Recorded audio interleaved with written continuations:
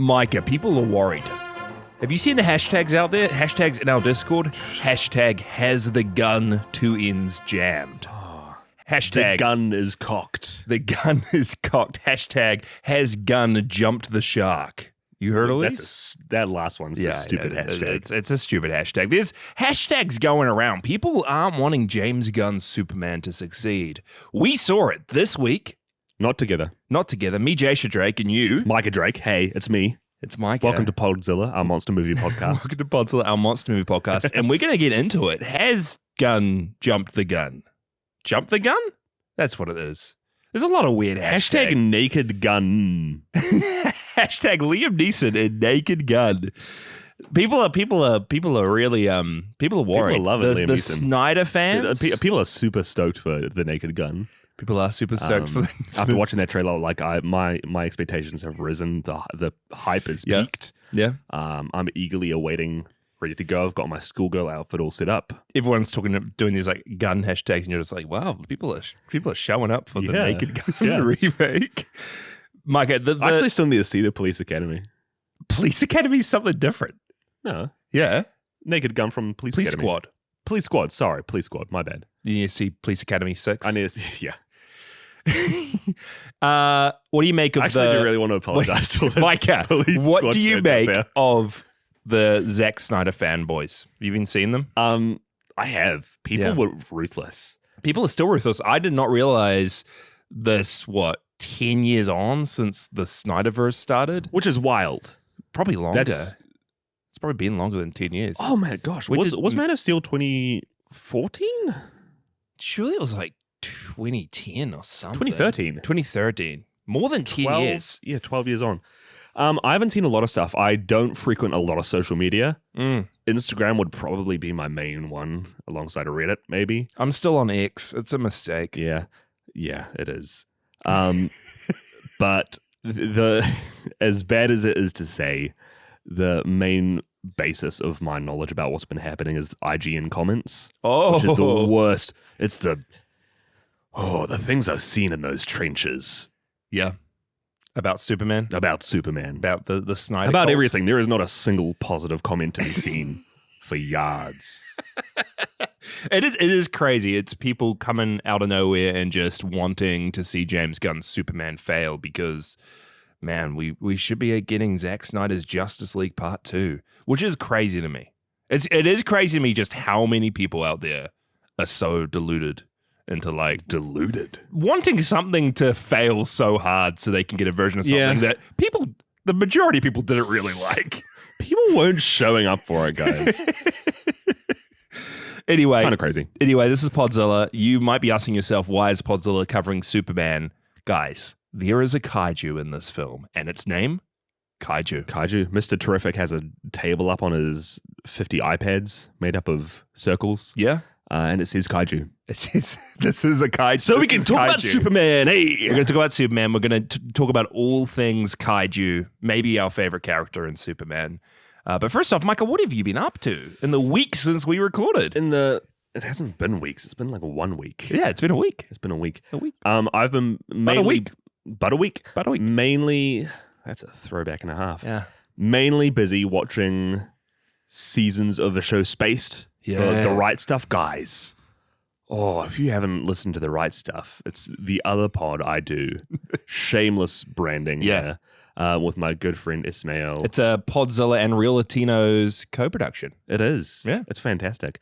Watching the good old Edgar Wright TV show Spaced, starring Simon Pegg and... Nick Frost. No, he's not the main character. Oh. Something Stevenson. Come on, Mr. Right Stuff. Sorry, Daisy. Who else is in space? Whoever plays Daisy also wrote the show, and she has just as big of a part to play. I want to say Kate Stevenson, but I know that's wrong.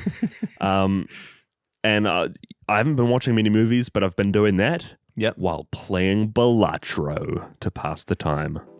You haven't played Balatro, have you? Mykah, time repeats itself. We're living in a circle. You've talked about Balatro on the show before. I have. And just like time repeats itself, I'm also repeating it. Final Fantasy, you know what else is repeating? Final Fantasy IV going really well. You know what else is repeating? What? The triggers that re-trigger my first card from the Hanging Chad Joker twice over. And then you get the blueprint, you put that left of the hanging Chad. How- They start, I know you don't want to talk about it. Crazy. We went over it last episode. Is it hanging Chad? I might be doing my joke as a disservice. You didn't want to talk about how much money you'd spent on magic cards. Yeah. Are you comfortable saying how many hours you've spent on Balatro? I think it's 70 at this point. That's not bad. not bad. I'm proud of you. I played a bunch on release, started last year, didn't play it for the rest of the year, just jumped back into it. Wow. It's fun. And you're fully in? Yeah. Feet first? Man, Joker watch out hats last? Watch out next time we play poker. Let's just say I'm going to be bringing all of my stone and steel cards. Right. You just wait until the Cavendish comes out. I'm actually not worried. I do not think Balatro. You just wait until I rock up. Is Balatro teaching you good poker skills? Yes. You wait until I rock up to the table pulling out my banana. I don't think as soon as I eat that, you don't want to know what comes next. It's not teaching you good poker skills. It absolutely Are you bluffing? is. Well, no, but discarding a lot of cards. Yeah, whoa. I play a lot of poker. Discarding. I got a down pat. Upgrading my flushes Whoa, so that they so good give me more upgrading points. during poker, guys. Go against me in poker. Hey, dealer. Would you let me upgrade my 2-pair? Hey, dealer. I got the banana, bro. Check this out. I've been continuing reading since finishing Jurassic Park. I thought it was time for something a bit shorter. Oh, yeah. I also finished my second Stormlight book from Brandon there you go. You're Sanderson. reading too. Words of Radiance is done, and I feel like a free man. Nice. Yeah. I feel like Ryan Reynolds. I've been reading that book since December last year. I'm proud of you for finishing that. Are you going straight into another super long Sanderson book? Or are you taking a break? I'm going into Two Towers. Whoa, you're reading the second Lord of the Rings? Yep. Shout out to my friend Jesse in America doing a little buddy read for that one. Nice. First book's amazing. Having never read Lord of the Rings in the past, it's amazing. Yeah, it's a freaking good series. I can't believe you've never read it. That's so crazy to me. I always wanted to when I was younger, but life got busy. I got pulled into the poker ring, underground poker. All right. I lost years to that, Jasher. Discarding cards. Balatro is really the worst poison for me right now. I'm feeling myself regressing. All right. Sorry, you finished Jurassic Park. Yeah, and I just wanted a bit of a shorter book, so I picked up The Hellbound Heart, the original novella, Clive Barker, that Hellraiser is based on. Oh, hey. Clive Barker wrote the novella, and then he directed the movie Hellraiser. Oh, cool. So I read the book. It was really good read over a couple days. Absolutely loved it. It's kind of this perfect cautionary tale of the pursuit of pleasure and sacrificing yourself and those you love for it, and the dangers of that, and how stuffed up someone's life becomes, and how crazy of a situation they get into when they're like, hey, I want as much pleasure as you can give me. Let's contact some demon Cenobite things from another dimension to see if they can help me out here. And they rip your soul apart with hooks and stuff like that. And then naturally you have to try and reform yourself in the real world because you're stuck in the spirit world, and you need to get a girl who really loves you to kill men and lure them back to the room that you're trying to reform yourself in. Is that part of the contract?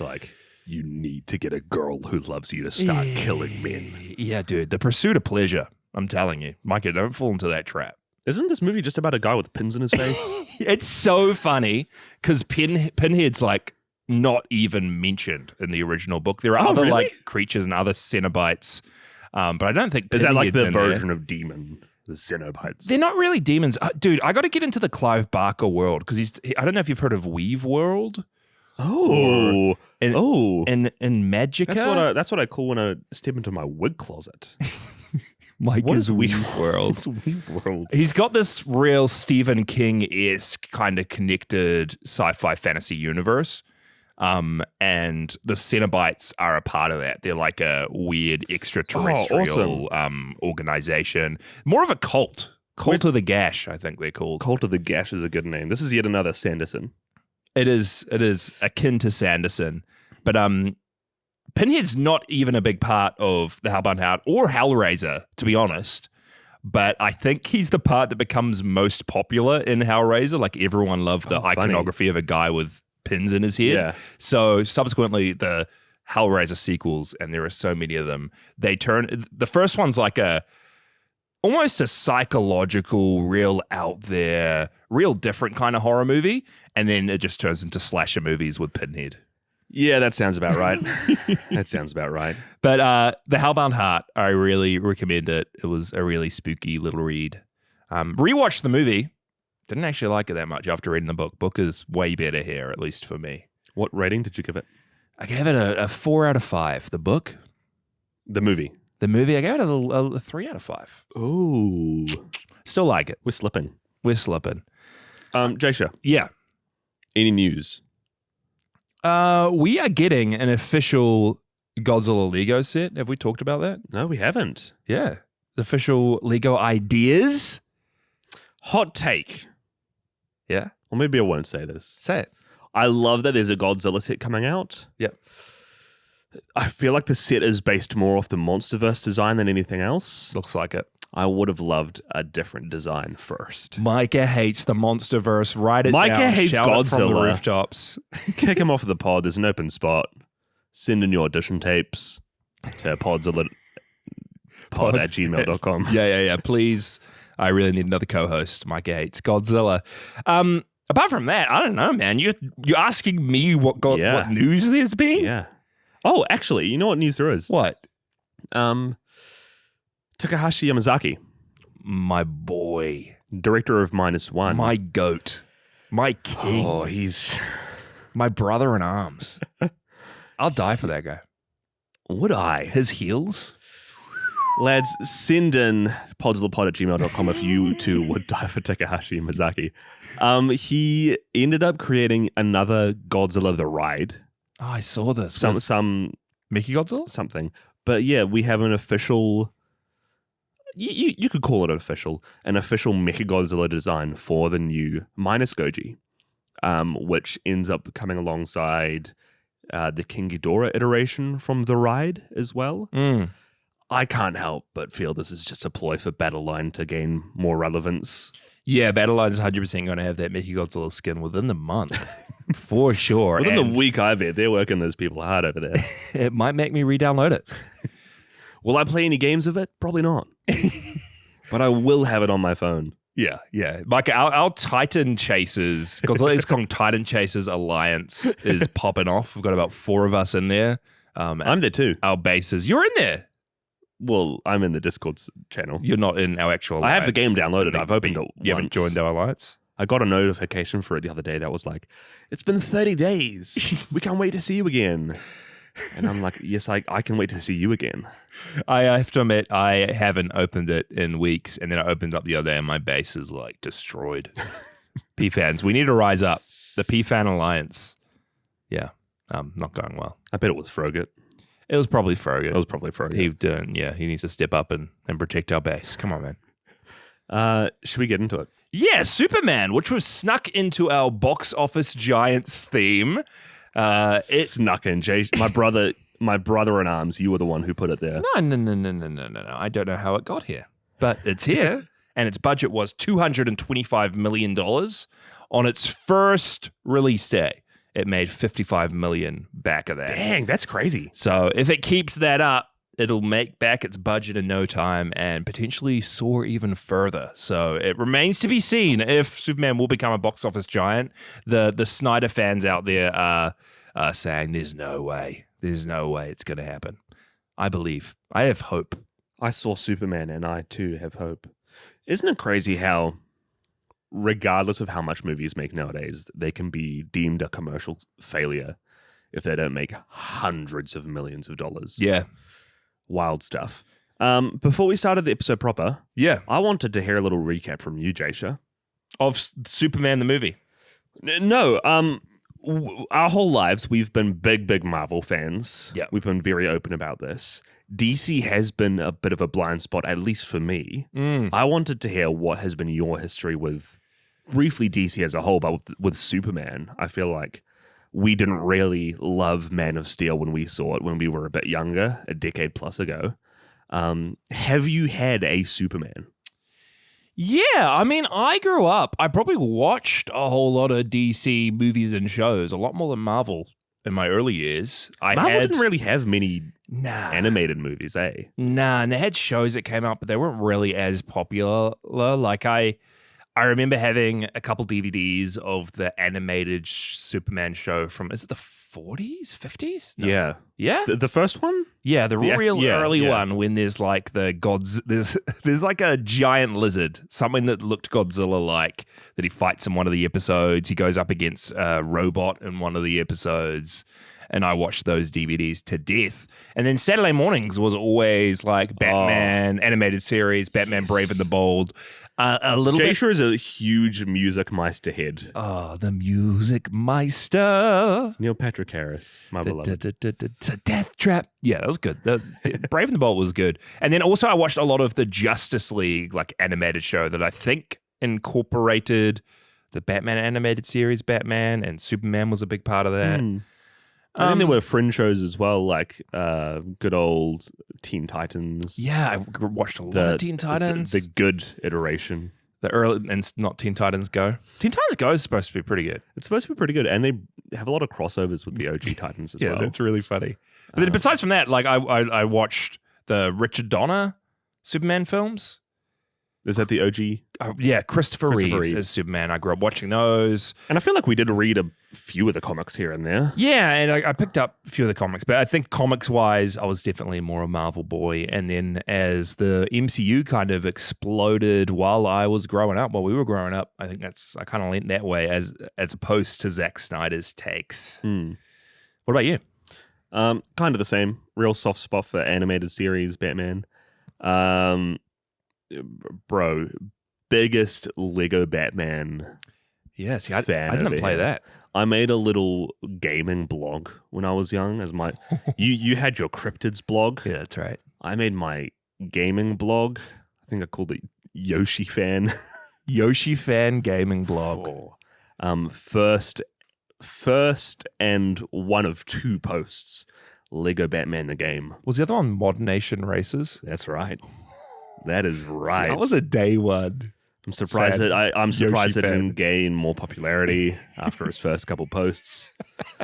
Mustn't have been advertised as well as it should have. But yeah, I've got good memories of mainly Batman. Yeah, I feel like Superman has always been a huge blind spot for me, to the point where like I have probably seen the Christopher Reeves OG movie once. I've seen bits and pieces. I have this image of like a 3-sided polygram floating off into space with people's faces trapped in them. Yeah, that's right. Other than that, also I'll tell you what. While I was going to school, all my friends were obsessed with Arrow and The Flash. Is right when those were coming out, and Supergirl, and everyone in my class was trying to convince me that these shows ruled and they were the best shows and the TV I should be watching. And I checked out a couple episodes and I just remember being like, what the heck is this? And then falling in love with like Netflix's Daredevil and being like, okay, there's no way I'm watching Arrow. Have you gone back and seen, not to slam Arrow and Flash? Let's slam the mic. They seem like... Gorilla Grog, is that his name? Coming in the room. His name is not Gorilla Grog. Gorilla Grog coming in to kill Barack Obama when he was a kid. Have you seen that clip from from The Flash? Grodd? Gorilla Grodd. Yeah. Gorilla Grog. That's not a Flash episode. Yeah, dude. Or a Legends of Tomorrow episode or whatever's happening. After having watched just a few clips here and there from that show, it seemed like it was a show that had a lot of quite talented cast and crew, but literally no budget to make anything happen. Yeah. Oh, it's rough. But there was like a Superman in that Arrowverse as well that I completely have just missed. There have been so many, like actually, we talk about Henry Cavill being like the last Superman. There have been handfuls of Supermen. Yeah. With the people being cast in those roles. There was the good old like Lois and Clark, Lois and Superman show. That show, there's Smallville, which we never really watched. There was Superman Returns, which I still haven't seen. There was a real big Superman TV series recently that had from what I heard, quite a cool iteration of Clark. He might have been the one that crossovered into the Legends of Tomorrow. I think that was Superman and Lois, if that's what it was called. And they did this real interesting thing when like they did like a Crisis on Infinite Earth event, and then the Superman from Superman Returns showed up, and Smallville Superman showed up. There's a Crisis on Infinite Earth Superman. Yeah. There's whoever this guy is on the left. We all know the one I'm talking about. No. Superman from Crypto and the Super Friends. That's Dwayne right. The Rock Johnson thing. This guy. Yeah, that guy. Superman and Lois. The handsome guy with the real interesting S on his chest. All that to say, I really never loved Superman. Whoa. Like, I love the animated show. Tyler nostalgia. Hoechlin, his name is. Tyler Hoechlin. You've never been a fan of Superman? Nah, because it has just always been, and I know I'm boring and lame for saying this, but it's always just been this indestructible dude who's always doing the right thing. And I've never really connected much with that character or gotten much out of those stories, because at the end of the day, he is just this indestructible dude who's always doing the right thing.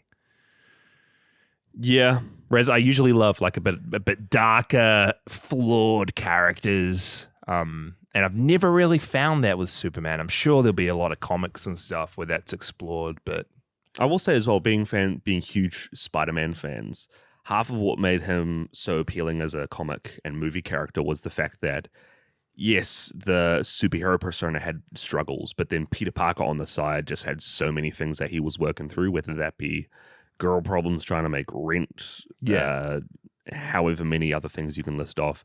I feel like Clark Kent doesn't have any problems. Dude, he's hiding behind those magic glasses. He's good to go. Yeah. It's always been interesting, but I've never connected. So I was a bit hesitant going into this one. But I had faith in James Gunn. The hashtag faith in the gun. Faith in the gun. I'm ready for the gun. Hand me the gun. In the chamber. Yeah. Load the gun. Cock the gun. Hashtag cock the gun. I'm ready. Finger on the gun trigger. Hashtag finger on the trigger of the gun. Shall I bring us into Superman 2025? We both reach for the gun. Hashtag we both real reach for the gun. You went to the premiere. I did go to the premiere. What was that like? You know what? It wasn't that great. It was fun. The energy was buzzing. You went to the New Zealand premiere. Went to the New Zealand premiere of Superman. I couldn't make the Jurassic World one the week before. Mykah couldn't make the Superman one. We're missing each other. Podzilla ships in the night. Two stray bullets and separate guns. Hashtag 2 bullets and different guns. Usually they like go all out. You get some cool free stuff. The vibe's really awesome. This one was kind of just everyone just wandering into the cinema. Got a mini popcorn and a drink. Good to go. Little chocolate bar? Candy bar? No chocolate. I didn't have a Snickers bar. Rough. Didn't get any free alcohol for Superman. With any... No free alcohol. Dude. This is Clark branded alcohol spritz. Yeah, man. Was there any photo shoots or anything beforehand? There was some photo opportunities on the red carpet, which is very fun. Head over to our Instagram. I'll be posting some of those this week. Nice. I went again with friend of the show, Max, my workmate. Nice. Yeah, we had a good time. You went by yourself? I just love that sentence. Friend of the show, Max, my workmate. Yeah, he's friend of the show, but he's my workmate. He's not my friend, just friend of the show. Shout out to Max, my workmate. You went by yourself, right? I just grabbed a little sugar-free monster from behind the counter and rocked right in. Sugar-free monsters, Mykah. At that point, what are you even buying a monster for? To stay awake. Dude, we got to get into Superman, but talking about drinks, you know what local gas station Night and Day here in New Zealand has started selling? Boss Coffee flavored milkshakes. Boss Coffee flavored milkshakes. Is it still in the can? No, they've got selections. You can pick any can you want. Long black, double shot espresso, mochaccino. Wait. What gas station is this? Day and night. Night and day? Day and night. Night and day. What is this? Night and day. We got it down the road, opposite like KFC, McDonald's when you're heading out of Whangarei. When you're heading... Oh, yeah. Yeah. Oh, yeah. Boss coffee flavored milkshakes. You say which can you want. They put it in with some ice cream, whip up a little milkshake. Divine. Look, I got to drive home after this recording session. Do you think they'd still be open? They'll be open. Mykah, hashtag drop the gun. Grab a boss milkshake. I'll bring us into Superman. You ready? Yeah, go for it. Look up. Is that a bird? Is that a plane?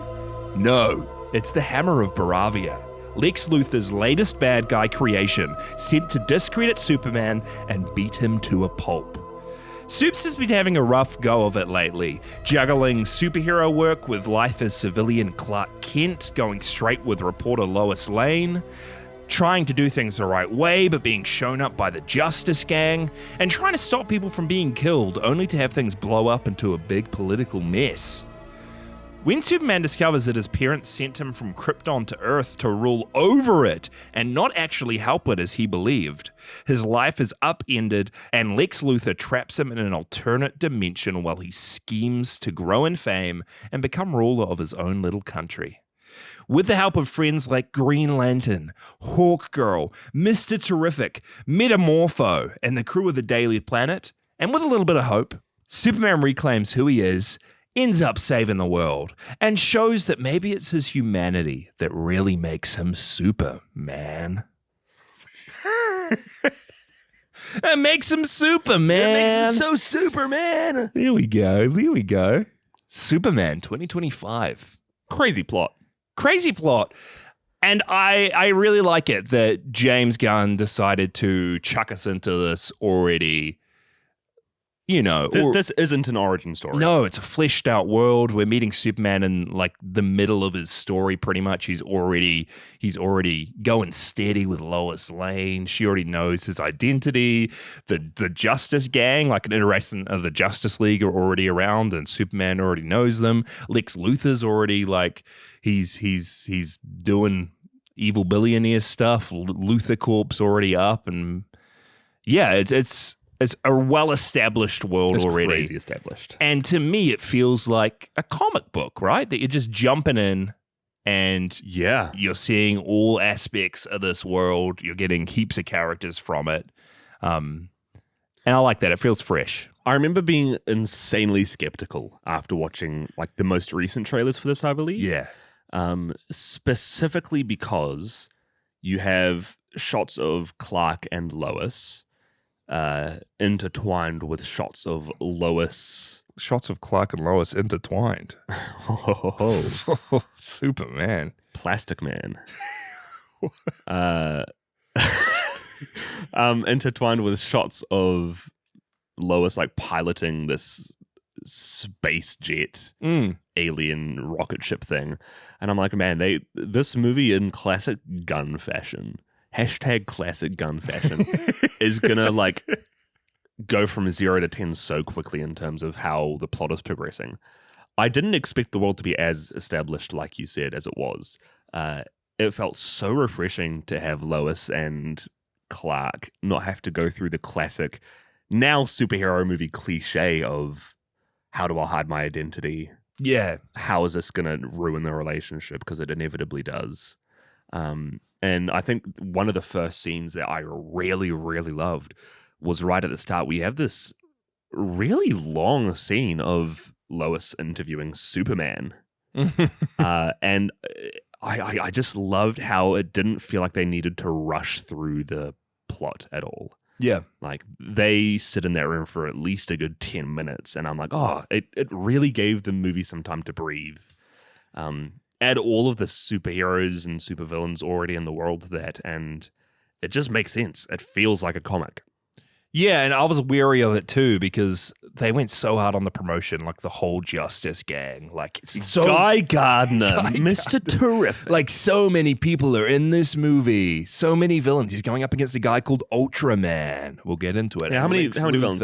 Hammer of Baravia, Engineer, Ultraman, Lex Luthor. Yeah. 4 a alone. kaiju? A kaiju. 5.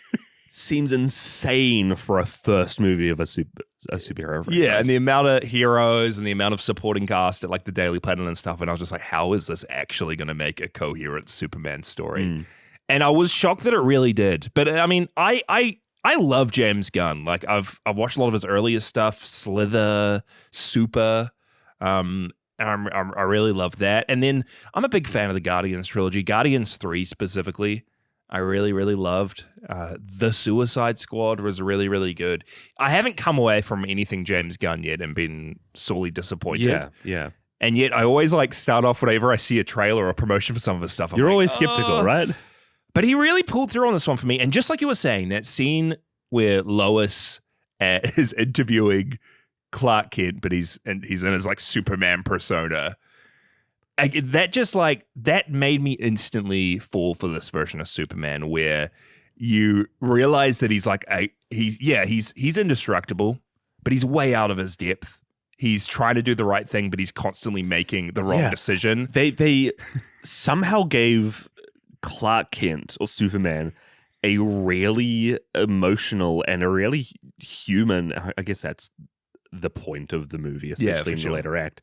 They gave him a real human struggles to work with. The fact that he is essentially like this superhero vigilante who the government hates, and he is just trying to do the right thing, but no matter how he spins it, people are always giving him flack for it. He is just trying his best to like save lives, and sometimes he's making what the world sees as the wrong decisions to do so, but he's just trying his best. Yeah. And what I love is like from that early conversation between him and Lois, it ends on bad terms.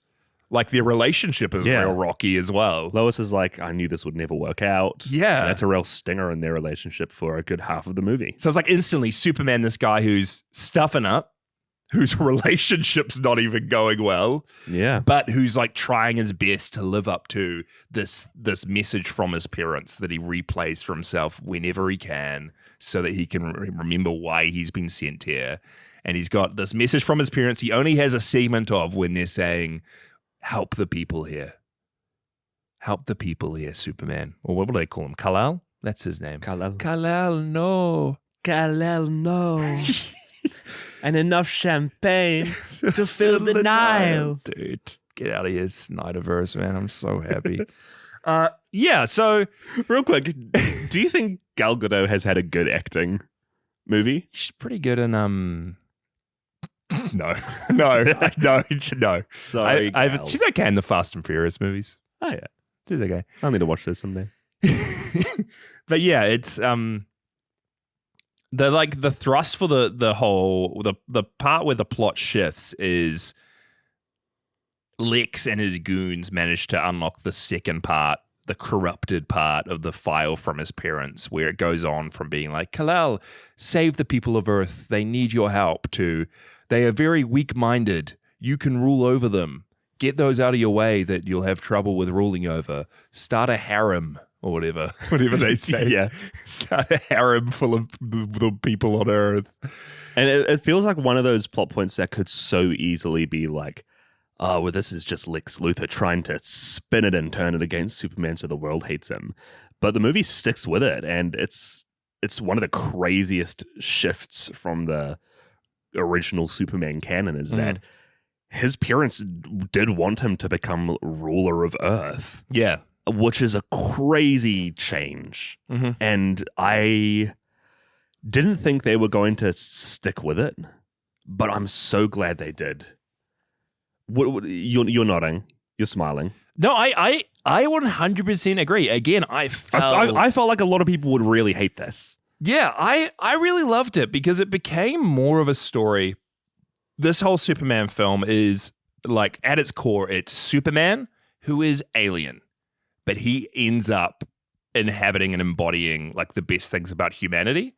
And on the flip side, Lex Luthor, who is human, but he ends up embodying like all the terrible things about humanity, like just filled with jealousy, putting people down, trying to destroy things, whereas Superman is like hope and wanting to help people. And like Lex Luthor becomes something that's almost alien by the end. He's using all this crazy tech. He's going off world. He's like just corrupt to the core of his soul. like doing almost what Superman's parents sent him here to do. Yeah, it's true. And Superman's like, yeah. So it's like, I don't know. It's just this. It's about this guy. Not Guy Gardner. Not Guy Gardner. It's about Superman who is really just trying his best and becomes a better human than all of us almost, which is it's crazy. Well, I would push up against that. I would say he inspires us all to be better humans. Yeah, he does, but he's an alien. But he isn't. No, I think like you said, he's more human. Yeah, that's the beauty of it, Mykah. What do you think of Lex Luthor? I don't know. You don't know. He's one of the pieces that I still don't know where I stand. I think Nicholas Hoult is good in this. Yeah. But I have... Lex Luthor has always been this amorphous bog of a man in my mind. You look at people like, yeah, an amorphous bog of a man. Amorphous bog. Great. I look at people like Venom, and I'm like, yeah, makes sense to me as a character. I understand who he is, what he's supposed to be. He makes sense. I look at Lex Luthor. I've never had any connection to him as a villain. I'd take the Joker any day. Lex Luthor's just a smart guy. But he's the arch nemesis of Superman, Mykah. Yeah, but I don't have any emotional attachment to what he's supposed to be. I've heard a lot of people say that Kevin Spacey's version of him is really, really good. Oh, yeah. But he's just a bald Nicholas Hoult in this. But he's really he's going for it. He's animatic. Man. Yeah. He's like, so like you say, yeah, he's real animated. He's like screaming. He's got so many scenes when he's got his room of henchmen that are just doing every bidding. And he gets upset and he's like, there's a scene when he chucks a mug on the ground and it breaks and the pencils in it go everywhere. And then like everyone in the rooms run in to get a new mug and put the pencils in and put it back up for him. And then he smashes it again just to spite them. You know what? I was having a good time with all that You know stuff. what? If I was one of Luthor's henchmen getting potentially thousands of dollars per hour, yeah, I'd be picking up pencils every minute of every day. Yeah. But I really like Nicholas Hoult, but I get you where that didn't really click for me in the fact that his kind of mastermind plan, the whole movie is Lex's mastermind plan to undermine Superman, get the government to turn against him, then to step in and... Because what his plan is a whole thing between trying to sell arms to a different country for cheap prices, practically nothing, in exchange for getting half of the country and becoming king. He wants his own and country. becoming a ruler. Yeah. Against Superman, it seems like a fairly small plan, honestly. Yeah, exactly. And I was always ready for like Superman to like come in and put a spoke in his plans. Put a stick in his spoke. Put a hashtag sticking the spoke in the gun. I was always ready for like the parts where Superman would come up and stuff up Lex's plan. I always thought Lex Luthor was more of a mastermind to be like, oh, I anticipated that and I already had this contingency in place. Yeah. But he never really did. Yeah, he's just a madman. Man, he's shooting innocents. He's splitting Metropolis in half. He's got the hammer of Bravia, Ultraman. Yeah. Who... I love the fights with them because he is being controlled by Lex Luthor. Luthor is just shouting all these commands, these pre-coded commands to all of his henchmen, which makes for a real interesting fight scene. I did love those scenes. Which obviously shows that he's smart. This guy has created pocket dimensions, all with the goal of becoming ruler of like a Russian country. It's weird. This guy has broken the laws of space-time to create pocket dimensions. Yeah. And he wants to become ruler of, I don't know.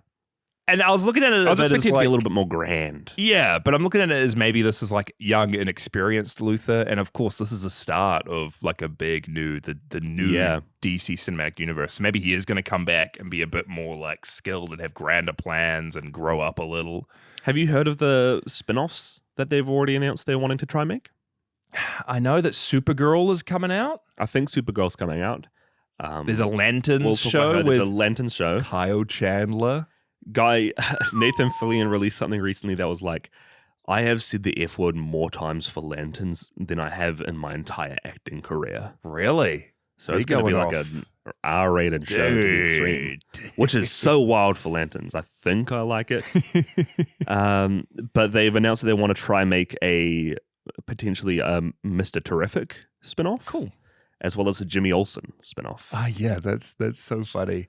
What did you think of? We have our supporting cast as well. Yeah. Real quick, Daily Planet members. Oh, Lois Lane? Lois Lane. Is it Rachel Brosnahan? She's a great Lois Lane. Really, really loved her. She was my favorite actor from the movie. Yeah. I love her character. Yeah, really loved her. The Daily Planet stuff was actually pretty weird because we get like one scene of Superman as Clark Kent in the Daily Planet, like a 5-minute scene, and that's the only part we see of Clark Kent throughout the whole film almost. Like him in his like secret identity and him interacting with the Daily Planet. Yeah. And then it's kind of just the Daily Planet people reacting to things. But I love Jimmy Olsen. Jimmy's good.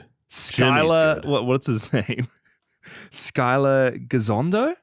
Mykah, we saw him as Gesundheit. Thank you. We've seen this kid's a legend. We saw him in The Amazing Spider-Man as Gwen Stacy's one of her brothers. Oh my god. We saw him in Licorice Pizza.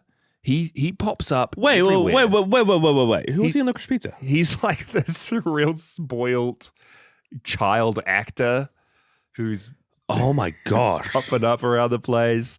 He's in one of the Vacation movies. Vacation. The what was his name? Like, Kyle. Skylar Gazondo. Sky. I love this guy. I know he has a whole horde of fans. People love Skylar, and I feel like he's never really had his big break. And he's just perfect as Jimmy Olsen. Perfect.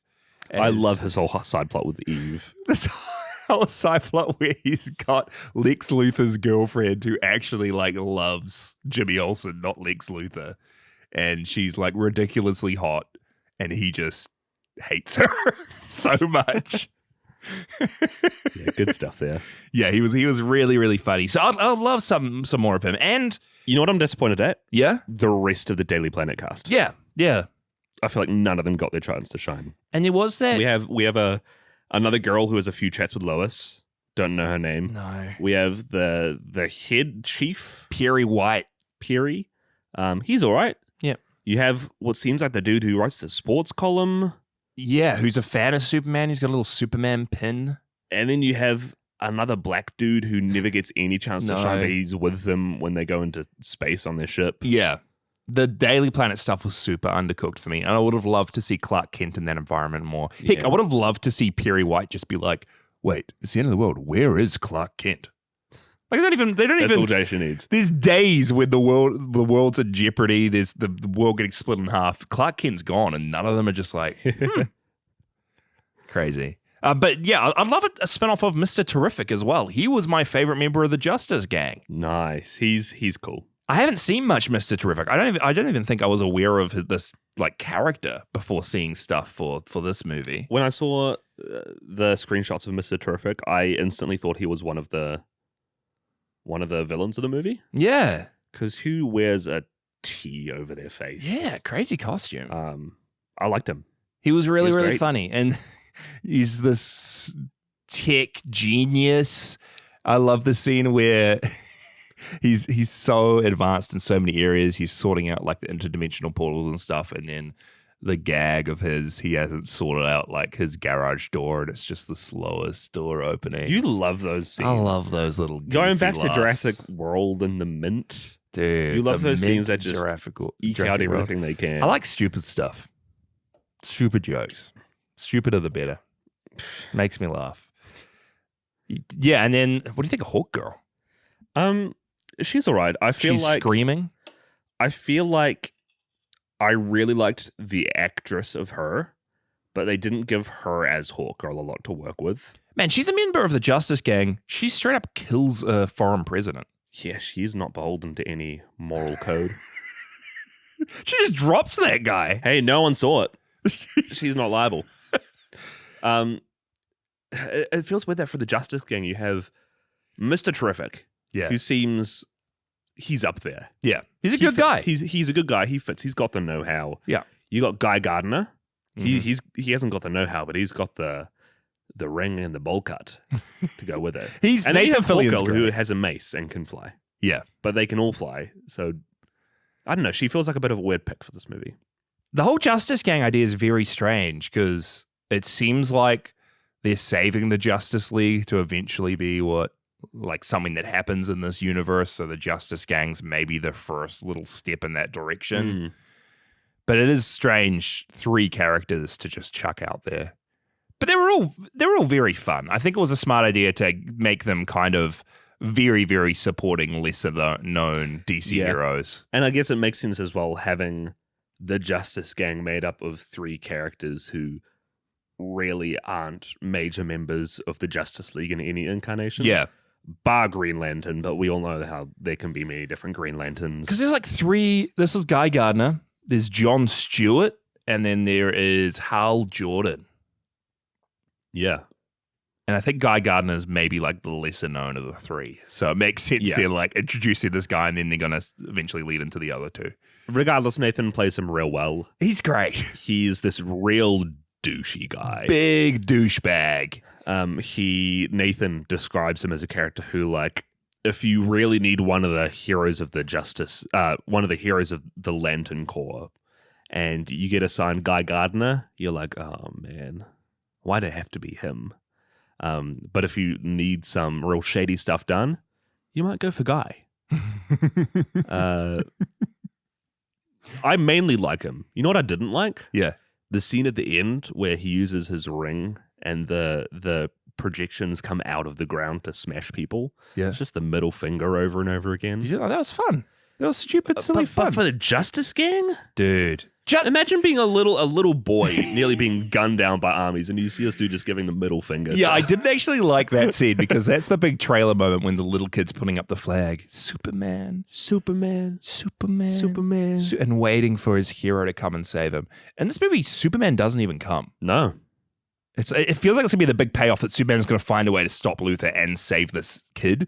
But mind you, Jasher, my question to you is, would you have felt that way if it weren't for the marketing of this trailer? True. If it weren't for the Superman. Oh, it's just this Green Lantern guy flipping me off. This Hawk girl killing the president of the country next to mine. This dude who can turn into dust and is bodiless for most of the movie. Yeah, let's quickly go through the other. Metamorpho. This guy that Lex is holding against his will. Lex has stolen his son. Lex is forcing Metamorpho to turn into kryptonite to keep Superman at bay. Good way to incorporate kryptonite into the story. Yeah, really cool way to do it. I thought Metamorpho was very fun. Again, used sparingly, which I liked. He was almost like a little piece of the puzzle for that interdimensional sequence, and then they did a nice callback and brought him in later. Having to create a sun in the pocket dimension. It's quite fun. Peacemaker, which it still boggles my mind because, again, this is a new universe. Have you heard what he's said? You probably have heard what James Gunn has said, is that if a piece of the new DCU, which I believe is from the Creature Commandos? The Creature Commandos animated show onwards, which is like Creature Commandos Season 2 of Peacemaker. Oh, and then this. If it directly calls back or references something in one of the other movies, then that movie is connected. But otherwise, just to scrap everything. So everything in the Justice League, forget about it. So this is Peacemaker, but he hasn't referenced anything from the other. No, I guess some of the Justice League does rock up in Peacemaker, but because what's interesting is Rick Flag's dad. Is he in either of the Suicide Squad movies? No, but Rick Flag is. So we've got his dad in this as a member of the high ups in Congress. Lieutenant Flag. Yeah. Supergirl shows up again for a second, which I liked. That was a great type of cameo. That it's not even like an after credits scene. It's she just comes in. It's a bit of a gag. She's around. Crypto Mykah. I'm excited to see what they do with her in the future. I don't know the actress, but I feel like she is going to play a fun Supergirl. She's really good in the latest Game of Thrones show. Hey. Yeah. Crypto. Again, I like it. It was funny. but I'm on the same train of thought Lamb from Jurassic World that the CGI just really didn't work for me. There was no time where I was like, this is a real dog. I'm connecting with this dog's emotions. I don't want this dog to get hurt. Dude, what about when the engineer flippin' spouted nanobites over his face? Yeah, that was sad. Did you hear that there was a cut where Ultraman punched Crypto, but they took it out? Can't punch a dog. Yeah, this might be out of line for me to say. Oh. I don't think I like being in a world where you know for a fact a dog's not in danger. A dog can't be in danger in these movies from physical harm. I think like it. If I were all I'm saying is if I were Lex Luthor, Crypto would be dead. He'd be out of here. Instead they've made some VR squirrels for him to just chase until the end of time. Did you see how many polygons those squirrels had?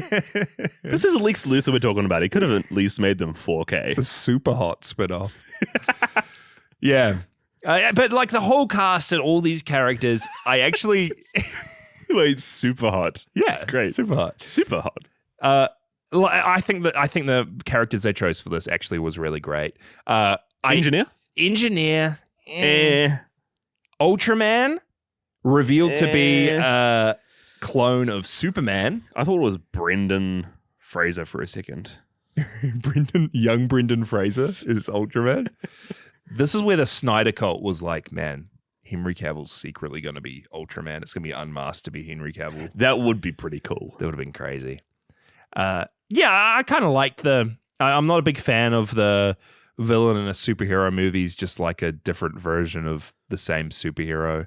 I mean, it's done in Iron Man and Venom. Like, it's always just like the villain's so similar to the hero that it's never really that interesting. But here, I really like what they did with it. As you were saying, Lex Luthor's like calling out these like Street Fighter 2 button combos. Up, down, down, left, right, be a start. That's how he's fighting Superman. And then it feels like a Bizarro setup. I think so. Yeah. And I think this is why I know Bizarro. I know my DC. Initially didn't like it. But the fact that it's not played off as a huge reveal, like what I imagine they're going to do with Doctor Doom and Robert Downey Jr., and it was more like, oh, look, it's you, Superman. Hey. And if they do lean into somehow getting him back as Bizarro, that's a perfect setup for him. Clone of Superman who's been beaten up, chucked in a black hole, somehow survives, comes back as a crazed monster. Do you think, theory crafting, do you think they're going to bring in Batmite? Well, Mykah, have they announced Batman for this? They haven't. They haven't announced Batman for this new DCU. It's not going to be... What's his name? Well, people really want it to be Robert Pattinson. It's not going to be Robert Pattinson. I think the tone for the Batman movie is just so different. Keep them separate. Yeah, but we're going to see Batman at some point. Well, let's talk about the monsters, because not just the kaiju, but we have for like a few minutes while Lois and Superman are having this real like intimate conversation, we see in the background what they call an interdimensional imp, which is just like almost beautiful jellyfish-like creature. Jellyfish that the Justice Gang are just fighting in the background. It's like the eye from Terraria. But I think Batmite or Mr. Mizkif or whatever, there's some crazy DC characters. Batmite is known as an interdimensional imp. You think that's Batmite? It might be Batmite. Might be the genesis of Batmite. Is Batmite a kaiju?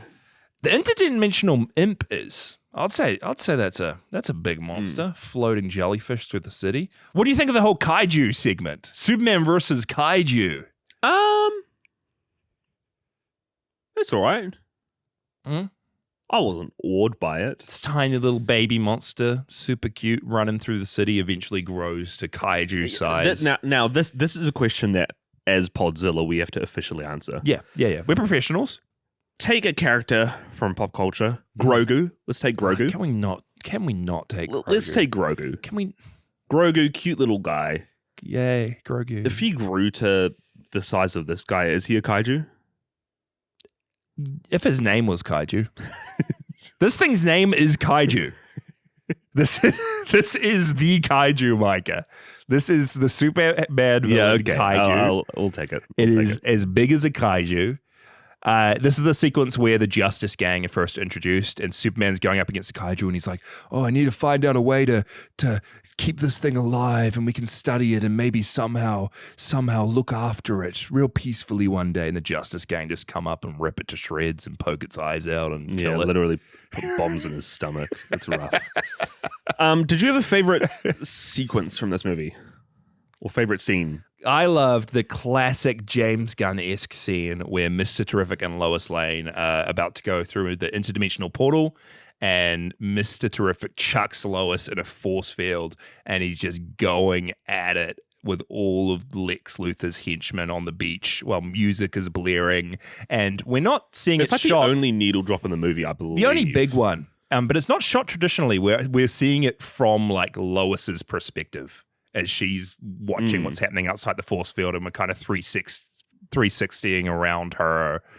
I thought that was really, really fun. I love the way James Gunn makes movies. This is like, I mean, sidetrack a bit, but I talk about it so much as like some movies you watch, it doesn't look like anyone really directed it, or it doesn't have a specific look to it. Yeah. This looked really, really good. Like the way that I think Gunn used a fisheye lens for most of the film, and the colors are so bright and it looks different. Like this is a James Gunn movie, and I really love that about it. It's so quickly a change from, to take Marvel, because that is the other big competing superhero universe at the moment. You have Marvel, which, take the first Avengers, you have people like Captain America whose costumes are a little more vibrant. Yeah. As the movies go on, they intentionally try to make it more realistic, turn the saturation down, make it a little bit more gritty. They've started becoming maybe a little bit more vibrant with their outfits and characters. And changing the style to suit the creative team. Yeah, like Thunderbolts had a specific look to it, which is really cool. But even Thunderbolts, very gritty. Yeah. A lot like Suicide Squad. But having James Gunn come in and really reigning in an era of superheroes that are unabashedly superheroes. Vibrant. Real colorful, real vibrant. Even the scenes in the Daily Planet, we don't get a lot of it, but it makes it feel just like a comic book world where it's not unrealistic to have so many superheroes around. It's not unrealistic to have pocket dimensions out of the blue. It makes me really excited for who else is going to rock up and what he is going to do in the universe as time goes on. I'm super happy that he's heading up the DCU. I know. I'm super happy. It's so cool that he's doing it, and I'm actually really excited for once at almost the start of a new cinematic universe, and to kick it off like this, where he's not afraid to chuck crazy supervillains and crazy heroes into it, and already established so many things. It feels so fresh, and I'm really actually like excited to see where this Superman will go and how the Justice League will develop and what will happen to this world. Yeah, it's really curious now that we're in a time where Marvel and DC, we've had Marvel who had so much success in creating a cinematic universe in 2009 with Iron Man? 2008. 2008? Yep. Maybe 7? Maybe. But because they did so well, anywhere they go from here really has to stick to the confines of that world they created, which is a fairly grounded world. Yeah, fairly grounded. Versus DC, who has had a few failures in trying to make a connected universe, but now is... I feel like in my mind, the difference between Marvel and DC is always that DC has been a lot grittier, a lot more grounded, even though they have people like Superman and, like we were saying, Plastic Man and Martian the Manhunter, Flash in all the comics. Whenever I think of those comics, they're always much darker in tone. And then it feels like now Marvel has almost taken up that mantle and the sides have switched. Yeah, a little bit, eh? Where the new DCU feels a lot more vibrant and a lot more playful. And with movies like Thunderbolts coming out that are trying to tackle a lot of those darker themes, and having the Netflix shows like Daredevil it feels like the roles have totally been switched. Yeah, and it's been a while where since I've come out of a film and like Superman, I'm just like, wow, this is so fun. Like this is just embodies like superheroes and what's fun about the medium and the genre and these type of stories. Yeah, it's weird. You're right. Weird. I like weird. it. I like it too. It's gonna be cool to see this like, and again with things like Matt Reeves' Batman 2 coming out, like they are still going to do bits and pieces in different genres and different tones.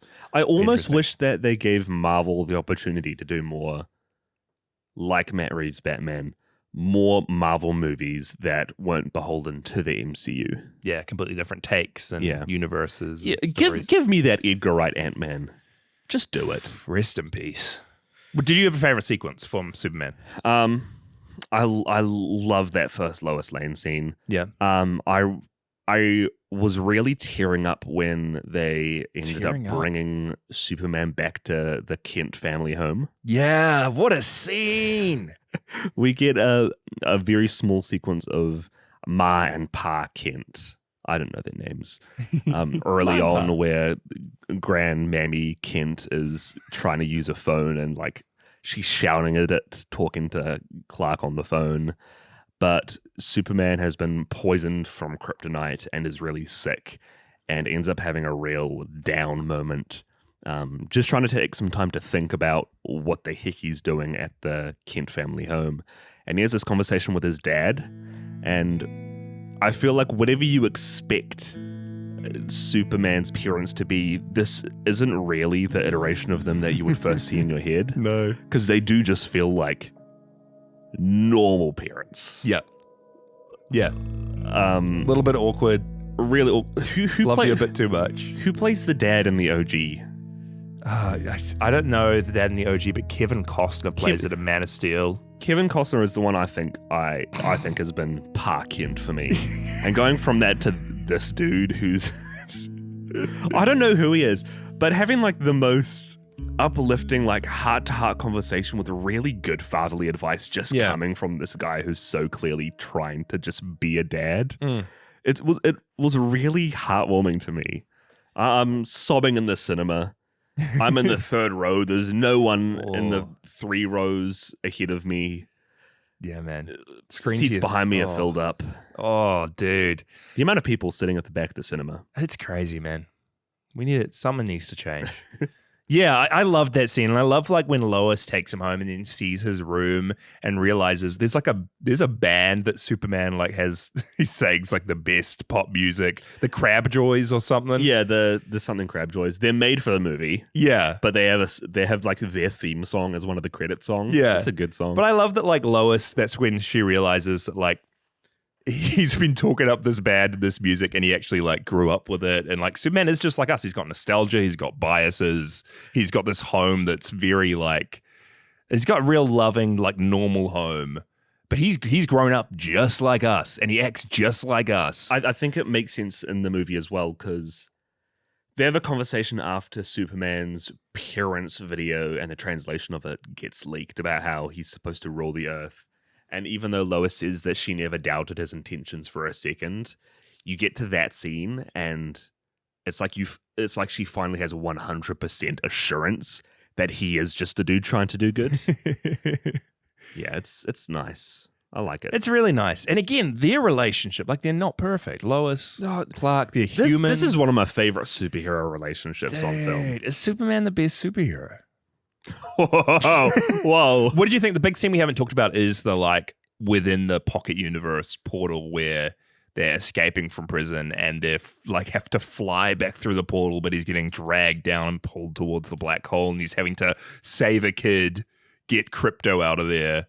It's just this crazy scene when like Mr. Terrific and Lois are trying to get Superman out. Superman's trying to save the baby of Metamorpho. Metamorpho is trying to save Superman and the baby. Crypto's coming in, attacking Mr. Terrific's things and also like causing a bit of trouble. Really high.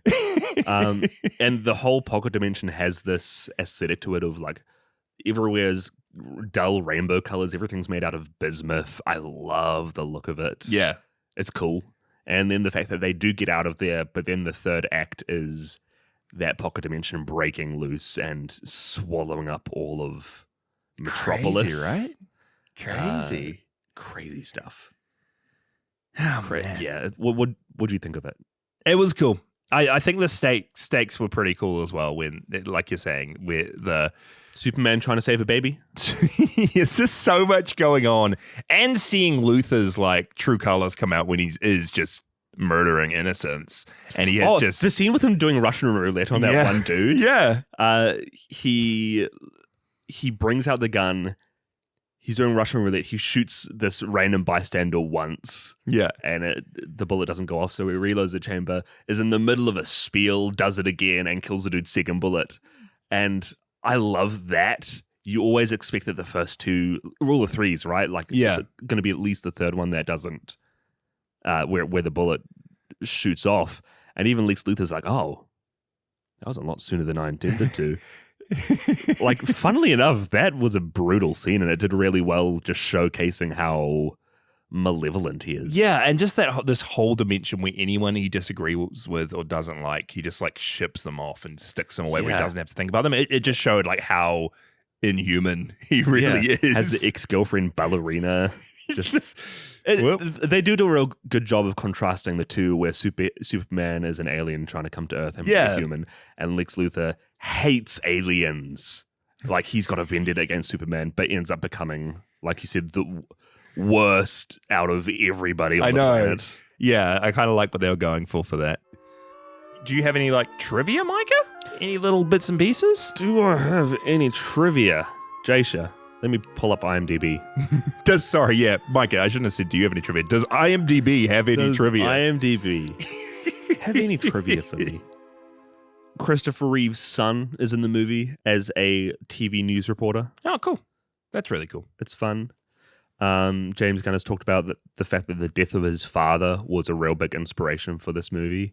And so July 11th, the release date, is his dad's birthday. James Gunn's dad's birthday? Yeah. Wow. Real heartfelt there. Jasher, this is the first time since Superman Returns, 2006, that John Williams' Superman motif is showcased alongside Superman in a movie.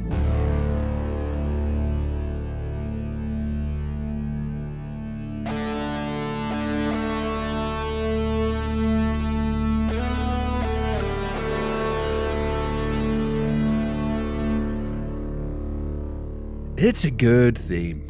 I love the composing and the soundtrack for this film. Yeah. Usually I don't. I feel like I love music in movies.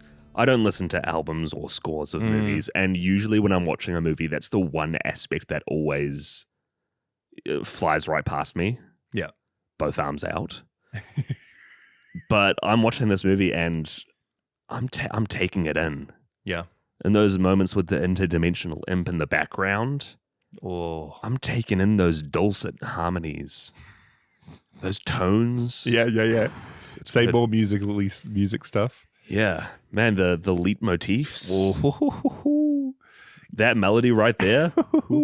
I love the idea of looking at like characters with such iconic themes that we all know, and instead of reinventing those, like just doubling down on that theme and making that carry through generations and iterations. It shocks me that Henry Cavill's Superman didn't have this as their theme. Dude, what even is the Man of Steel theme? I couldn't. Well, I know it's Wonder Woman's theme. That's a good theme. Dun, dun, dun, dun, dun, dun, dun, dun, dun. That almost became the theme for Justice League, and it was Wonder Woman. I was going to say that's Justice League, not Wonder Woman. Funny. Something that I knew is that Nicholas Hoult originally auditioned for Superman. Did he? Not Lex Luthor. And then when David Corenswet was cast as Superman, Gunn was like, dude, Nicholas Hoult actually wasn't great for Superman, but he'll make a good Lex. It's the whole Tom Hiddleston effect. Yeah, that's right, because he went for Thor, right? He went for Thor. There's test footage of him being Thor. Can you imagine Nicholas Hoult as Superman, though? I can't. I can. Would have been so different. He feels... I don't know if it's Christopher Reeves, but I feel like he would embody a lot of those older Supermen a little bit more. Yeah. But he's better bald. What do you think of David Corenswet in general? Bald. He's great. I love his iteration of Superman. I haven't seen much of him. I think the only other thing I've seen him in is Twisters. He's briefly recently. in Twisters. He's not really in much else that I've seen. He really surprised me too. He's got great chemistry with Rachel Brosnahan. Yeah. Oh, those two. Those two. Mykah. I mean, do you have any final thoughts for Superman? Yeah, give what are we rating this movie out of? We're rating it with how many big green birds you're flipping off from Guy Gardner's Green Lantern ring, because I know how much you love that scene. Yeah, I just couldn't help it. Yeah. I'm going to read out my little Letterboxd review here. Oh. If I can figure out how to even get there. Watched 11th of July, 2025. Okay. After a lifetime of being a fairly exclusive Marvel fan through and through, never really getting with any of the previous incarnations. Never really gelling with any of the previous incarnations of the Man of Steel or the DC Universe as a whole, I think I finally found my Superman. Ooh. 5.5 birds. 5.5 birds out of 5. So sorry. 4.5 birds. 4.5 birds. 4.5 birds. Turn it down. 4.5 birds. What's stopping you from that extra half? Probably some of the Lex Luthor stuff. Yeah, honestly, I feel like there are. I love that there are so many people in the cast. With so many people in the cast, a lot of them are going to get pushed to the wayside. I would have loved more Jimmy. Yeah, man. A lot of the Daily Planet got shafted. Didn't love a lot of the villains, like the engineer. I was a bit ho-hum on. Yeah. Ultraman. What a name, though. I never realized, like, Ultraman, which we've always associated with Ultraman, the Japanese, like, tokusatsu one of the hero. greats. It's a Superman villain. This is an Ultraman movie, Mykah.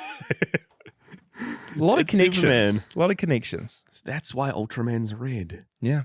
And then Lex Luthor as well. I like what they're trying to go for. I feel like he needs just a little bit more. Yeah. Until I get what Lex Luthor is. That might just be me. I would love to hear what big Luthor heads think of Nicholas Hoult. All your Lex heads out there. Lex head does sound better. Lex heads. But yeah, I do truly feel like after never really growing up alongside any of the Supermans, definitely not Henry Cavill, I still haven't seen most of the DCEU movies. Mm-hmm. David Corenswet. Man, he's David my Corenswet. Superman.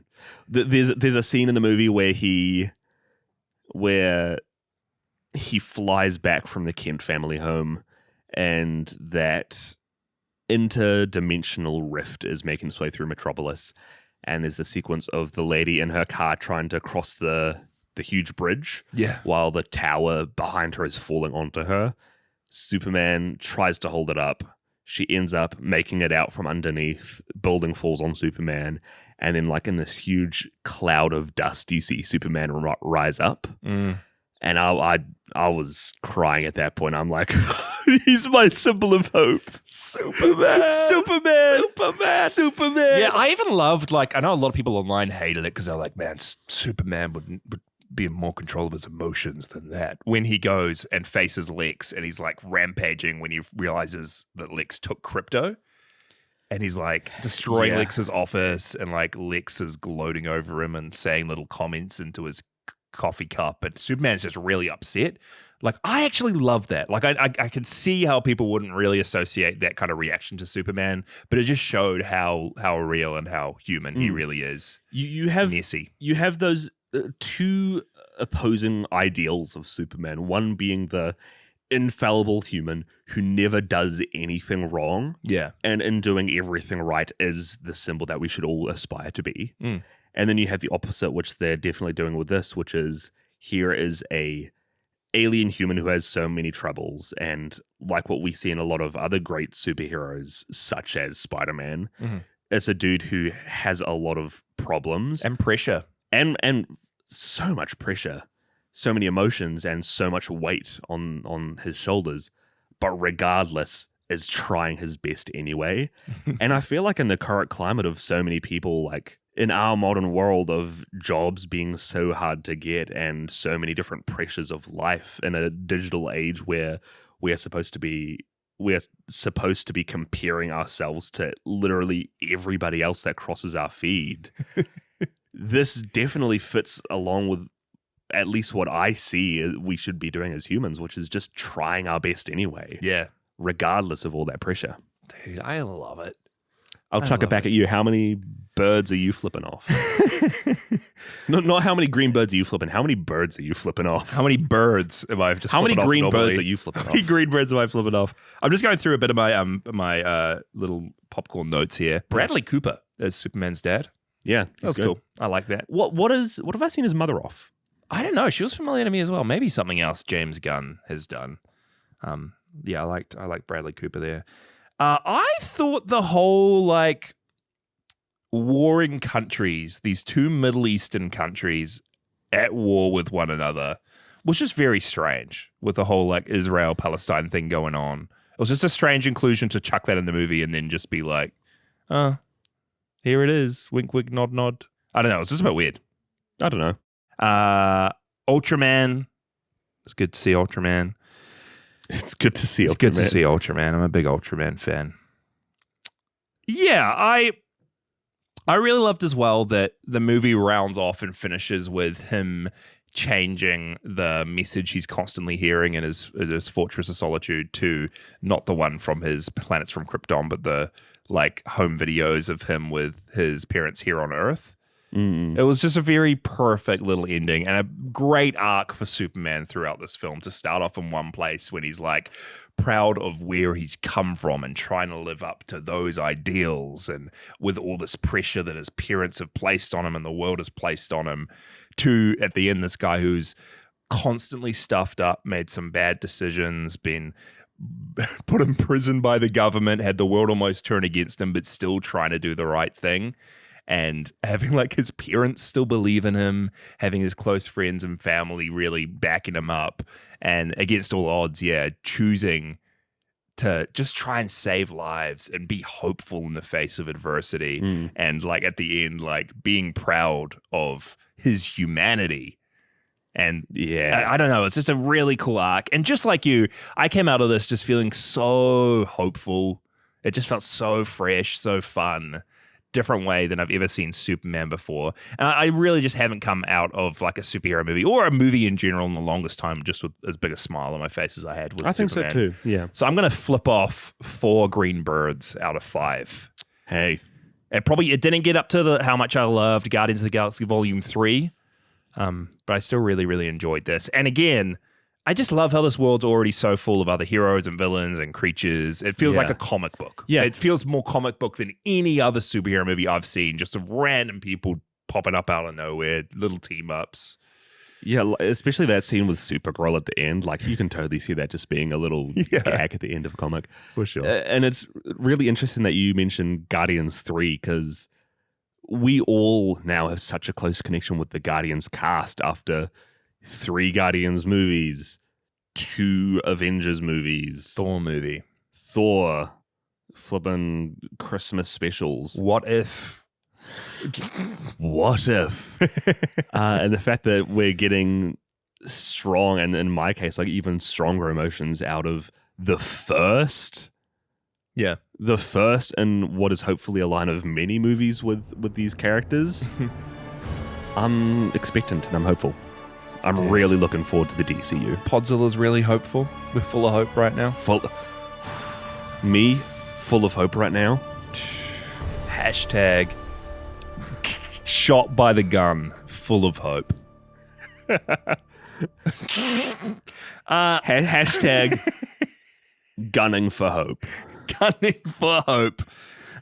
If you are a patron of Podzilla, patreon.com/Podzilla, we are going to be continuing after this episode ends, and we're going to do a little tier list of Justice League members, DC heroes, which we don't really know much about. So it's going to be a lot of fun. It's really going to be just shotgun reactions. But stick around. Hashtag shotgun reactions. Hashtag shotgun, 2 N's.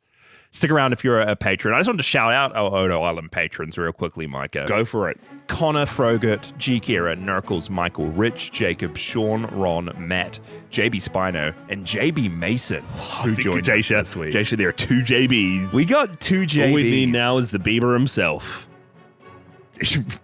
Justin Bieber, when are you joining them? When are you joining the Patreon? Justin, a JB joke in our year 2025, Mykah. He just released a new album yesterday. No, he did it. Yeah. Yesterday. Jasher. I don't believe this. Jasher, you wouldn't. Do you see this in your Blue Sky feed? No, I saw this from our sister. Our sister who is actually into music. Our sister. Latest release, Swag. Okay. Why are most of these downloaded for me? Mike has been listening to the latest Justin I really Bieber. haven't. That's Yeah. the thing. Yeah. Why are half of these downloaded? Mike, I see that one's half played through already. I bet you I'm subscribed to my sister's to my sister's album, and she would have downloaded something. No. You're listening to it on the way to this recording. Next episode, we are continuing with our Box Office Giants theme. Next week, we're doing weekly for the rest of July.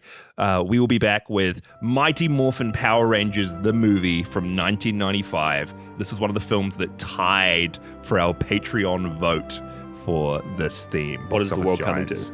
What is the world coming to? I'm actually really excited. I've never purposely watched anything Power Rangers at all. I've only seen clips here and there on TV. So I haven't either, yeah. Yeah, it's going to be a completely new world for us. The synopsis goes, Mykah, for Mighty Morphin Power Rangers, the movie. When a mysterious giant egg releases the terrible Ivan Ooze, who starts terrorizing Earth, the Power Rangers head to a distant planet to get help from an ancient warrior. So why are we doing this for our Box Office Giants? Because it made a little bit of money. It made 6 times its budget. That's pretty giant. And there's a giant monster of some sort in this film. There's a giant egg, apparently, with Ivan Ooze. There's a giant egg that Ivan Ooze oozes out from, Mykah. It's times like this that I really wonder why we're doing this podcast. And I bet you I'm going to be feeling even more so next week. If you have any thoughts about the Power Rangers movie or any questions you want to ask us here at Podzilla, podzillapod@gmail.com. Any audition tapes to replace Mykah as co-host of the show, I'd love to hear them. We'll play them next episode. Please send them in. Please, everyone, send in your Podzilla co-host audition tape for next episode. We will play them all out. I will pick a replacement for Mykah. Thank you. Yeah. You know what? I'll help you too. And hey, if any of you have seen the new Superman, jump into our Discord. Links to everything in the show notes. Yeah. Tell us what you think about it. I'm curious to see what everybody's thoughts are on this new era of DC that Gunn is reigning in. Yeah. And I know. Hashtag reign in the gun. Hashtag reign in the gun. I know that there are probably a lot of you out there that are more hardcore Superman fans than us. So I would actually really love to hear what you think of it. I'd love to hear if any of you have read a lot of Superman comics, how this compares to some of the comic storylines. And hey, maybe even recommend some DC comics for us to read. Ooh, DC. I feel like with so many Godzilla DC crossovers that have happened, I feel like we need to start being acclimated into the DC world. So if anybody's got any great entry points, let us know. Hashtag shoot them to us from a gun. Hashtag shoot them to us from a gun. Hashtag shoot those DC recommendations from a gun. Thanks for listening, guys. We'll see you next week. Guys, if any of you watch Superman, can you please incorporate every single hashtag used in this episode into your review? So, who started these hashtags?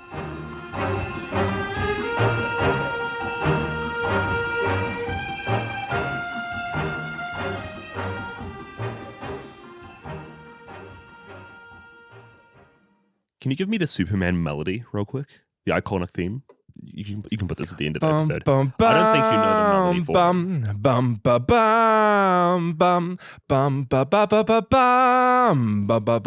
That's just a 20th century Fox intro music. No, that's super bad. That's John Williams. The little guitar riff at the start. No,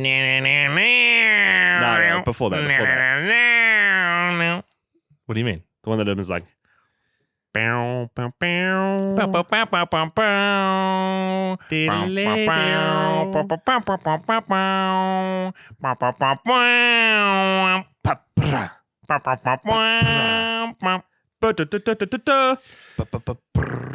The thing is, I've watched all the Superman movies. Okay, I don't know if you rubbing it in.